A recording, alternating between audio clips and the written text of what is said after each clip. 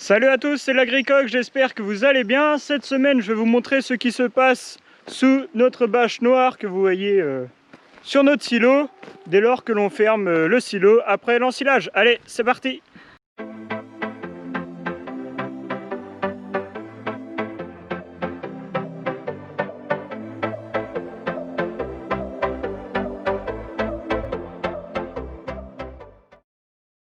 Pendant l'ensilage, même si notre plante de maïs est coupée et hachée, elle continue à vivre et à respirer car elle est tout simplement en contact avec l'air et donc avec l'oxygène.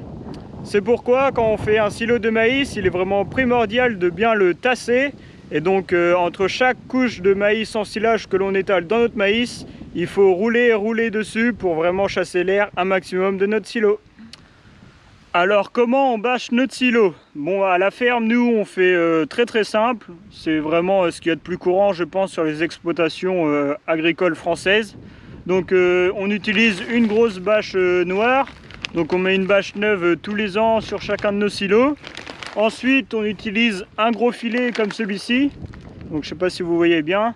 Donc c'est un filet qui va éviter toutes les attaques d'oiseaux et notamment des corbeaux qui aiment bien venir percer la bâche. Et donc s'il y a un trou, forcément notre silo il est en contact avec l'air et c'est pas très bon.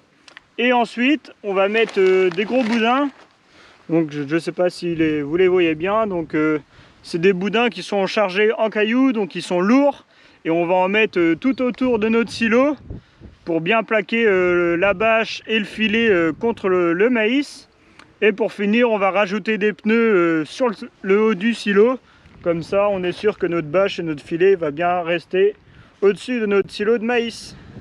Une fois que notre silo est bien bâché, le maïs en dessous va tout simplement rentrer en fermentation. Et donc, vous pouvez voir sur ce schéma les différentes phases de fermentation. Donc la première phase, c'est la phase aérobie. Plus on tasse bien et on ferme bien notre silo, plus la durée de cette phase va être courte. Et donc, on va avoir moins de pertes en quantité et en qualité de notre ensilage. La deuxième phase, c'est une phase transitoire. Donc les cellules du maïs vont éclater en l'absence d'oxygène et ça va libérer des sucres solubles indispensables au démarrage des fermentations lactiques. Pendant la troisième phase, le nombre de bactéries lactiques va augmenter et donc le pH, lui, va descendre pour atteindre un pH de 4. Plus cette phase va être courte, moins on va perdre aussi en qualité et en quantité de maïs en silage. Pour finir, quand notre silo atteint le pH 4, il entre en phase de stabilisation. Donc plus aucun développement est possible de micro-organismes, qu'ils soient bons ou mauvais pour notre ensilage. En clair, l'objectif que l'on a, c'est de garder la quantité et la qualité de maïs ensilage que l'on récolte au champ et que l'on met dans notre silo. On garde cette qualité et cette quantité-là jusqu'à la distribution de notre maïs à nos animaux. En fait, plus le maïs est de qualité, plus c'est facile de faire du lait derrière. Voilà pour cette vidéo, j'espère qu'elle vous a plu. Donc j'ai une question pour vous. Comment vous faites-vous pour couvrir vos silos? Ça m'intéresse parce que nous on utilise des pneus. Mais bon, les pneus c'est franchement pénible à mettre et en plus à enlever. Donc dites-moi vous si vous utilisez des sangles ou que des boudins par exemple.